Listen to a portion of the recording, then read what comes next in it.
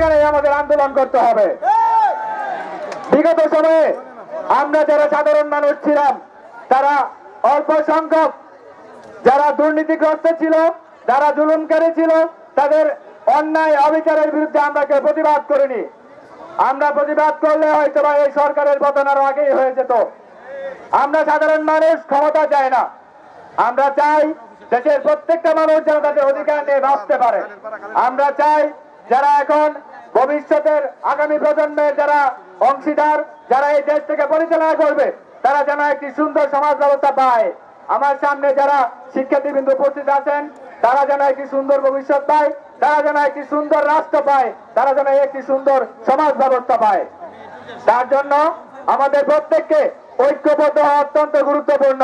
কারণ গত 15 বছর 16 বছর একটি সরকার যা করেছে, ভবিষ্যতে আশা করি নতুন সরকার গঠন হলে এর ব্যতিক্রম কিছু হবে না।